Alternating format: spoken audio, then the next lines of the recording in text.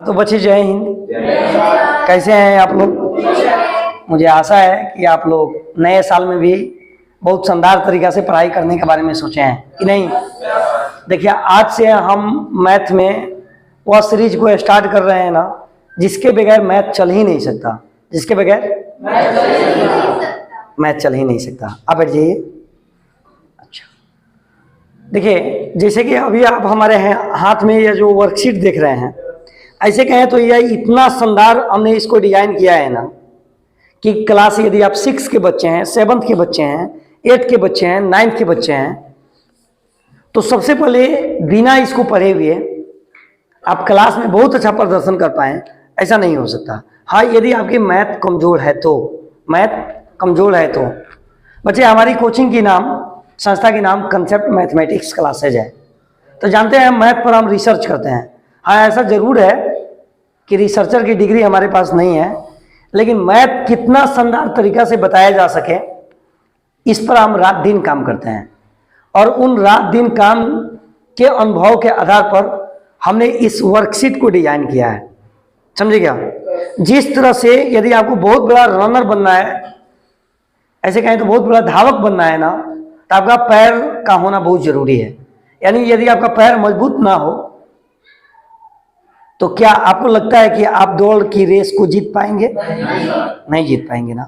ठीक उसी तरह से अगर आपकी मैथ कमजोर है ना, मैथ से डर लगता है ना, और बच्चे आप यदि 6, 7, 8, 9th क्लास में है ना, मैथ से यदि डरते हैं ना, तो उसका सीधा सा कारण यही है ना कि आपको ये जो हमारी वर्कशीट है ना, इसमें जो क्वेश्चन है ना, यह आपको नहीं आते हैं।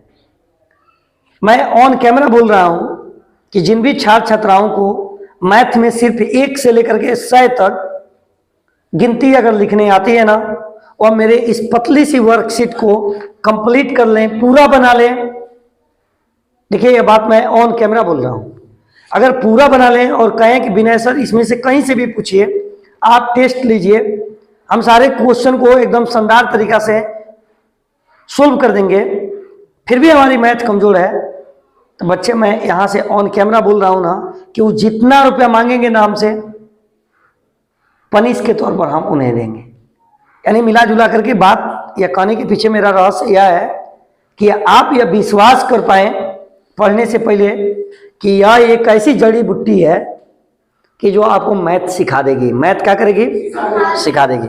बच्चे, मुझे आशा है कि आपको पढ़ा आती है। अगर आप बिहार से हैं तो आपको पढ़ा आती है, 1 से लेकर के 20 तक पढ़ा सबको आती है ना। लेकिन हम कहेंगे बच्चे की पढ़ा जो आती है ना, जैसे आप 3 का पढ़ा पढ़े हैं, 3 का 3, 3 दिन 6, 3 3 9, 3 6 12 ऐसे पढ़े हैं ना, तो ऐसे नहीं है। आपको पढ़ा आनी चाहिए। जैसे मैं पूछूं 3 8 कितना हुआ, 3 8 जा कितना हुआ, तो आप डायरेक्ट बोले 24। मैं पूछूं 7 3 जा कितना हुआ, 7 3 कितना हुआ, तो आप बोले 21। मैं पूछूं 8 9 कितना हुआ, तो आप बोले 72। तो सबसे पहले तो आपको पढ़ा कंप्लीट होनी चाहिए।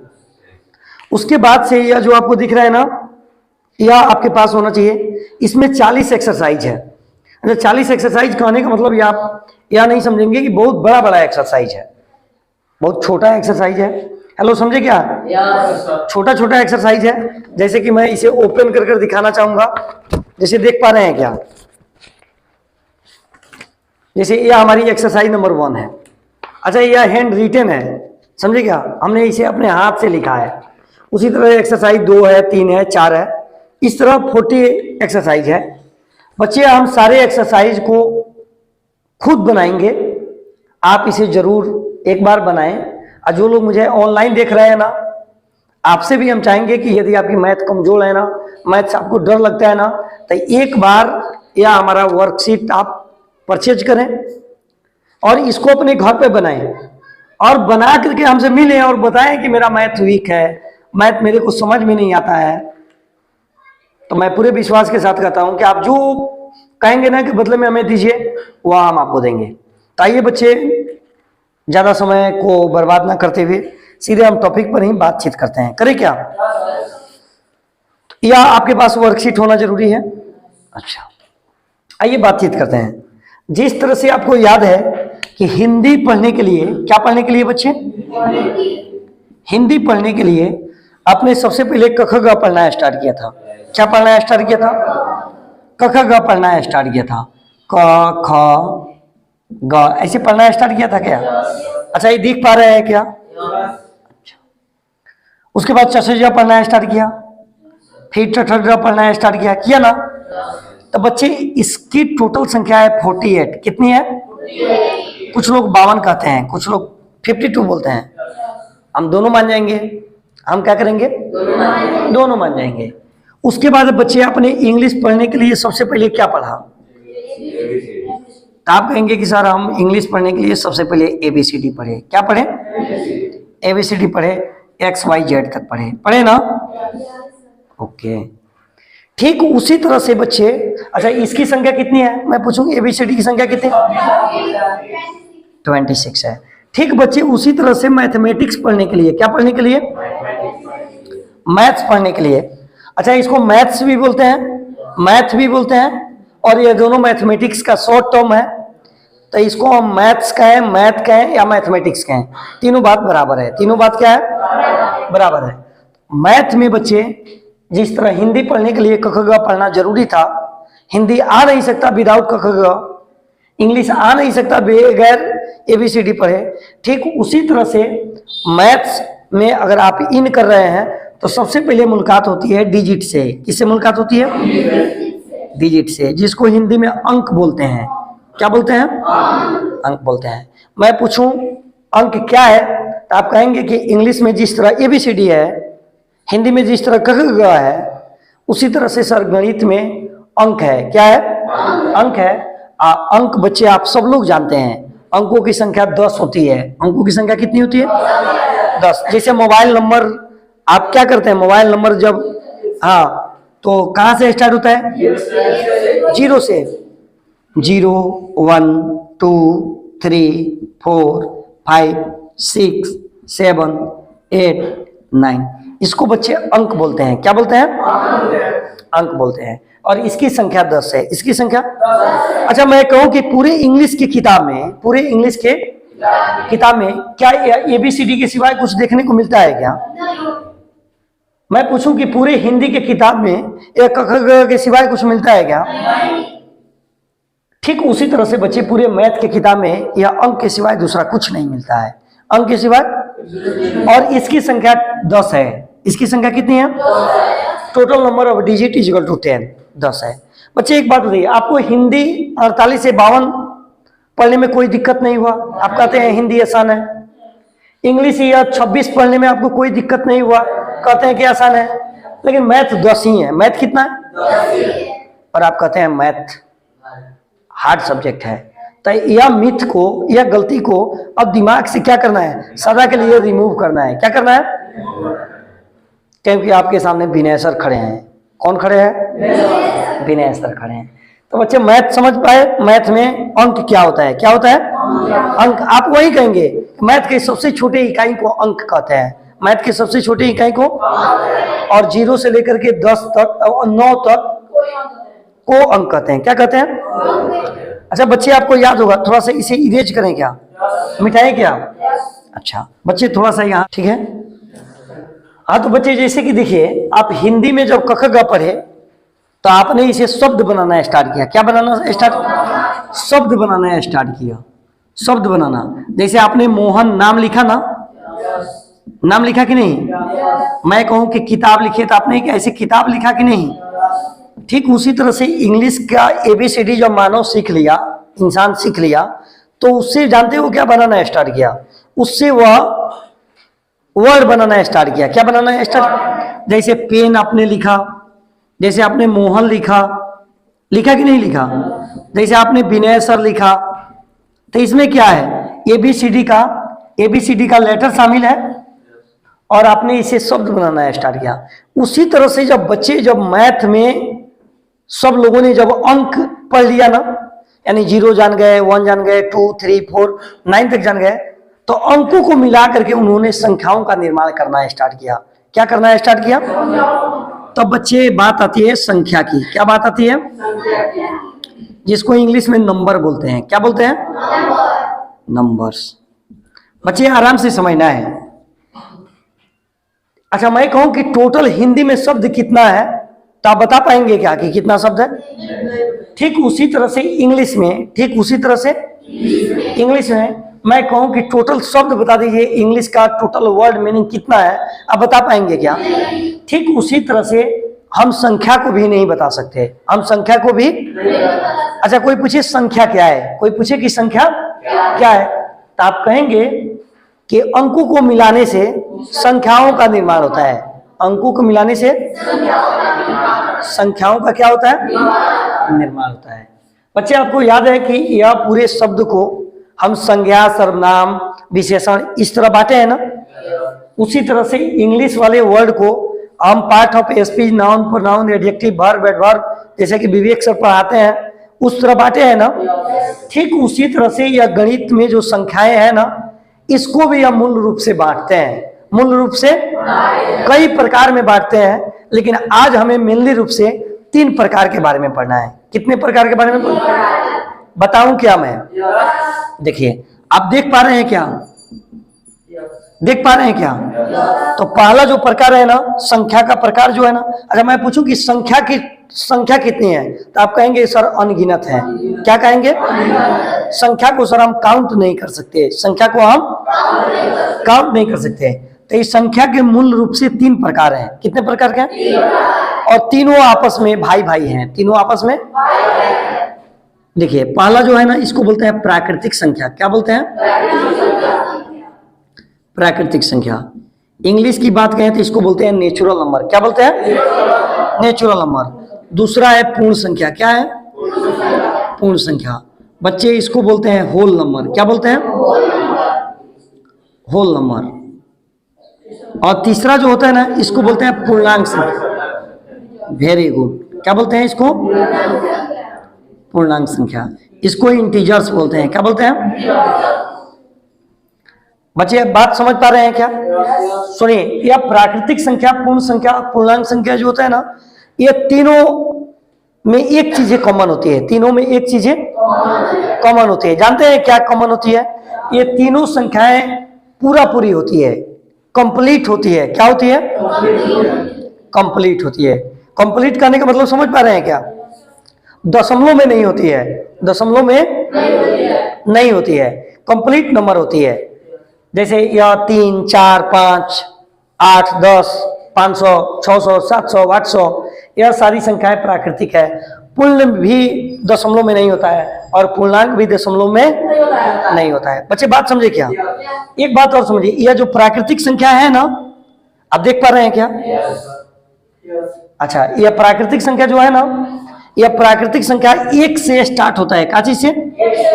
1 से स्टार्ट होता है और आगे तक जाता है। कहां से जाता है? 1 से स्टार्ट होता है और आगे जहां तक ले जाना चाहिए।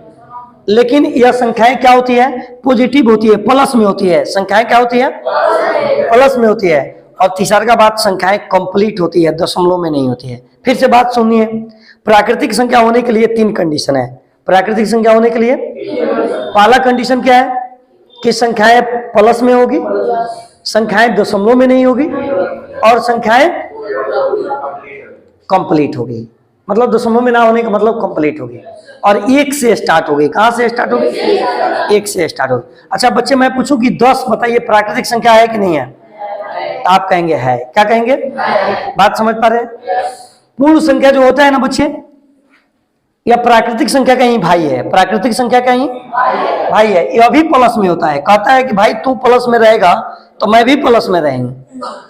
लेकिन कहता है ना कि हम तुमसे ज्यादा रहेंगे, हम तुमसे ज्यादा रहेंगे। तू 1 से चलना स्टार्ट किया था ना, तो हम 0 से चलना स्टार्ट करेंगे। यानी बच्चे, यदि प्राकृतिक संख्या का कोई बॉक्स है, क्या है? जैसा कि यह डब्बा दिख रहे हैं, इस डब्बा में हमने सिर्फ प्राकृतिक संख्या को डाल दिया। किसको डाल दिया? और हम एक 0 को ला करके डाल देंगे ना, तो वह डब्बा पूर्ण संख्या का हो जाएगा। क्या हो जाएगा? अच्छा, पूर्ण संख्या कंप्लीट नंबर होता है, उसमें दशमलव नहीं होता है, उसमें भी दशमलव और वो प्लस में होता है। क्या होता है?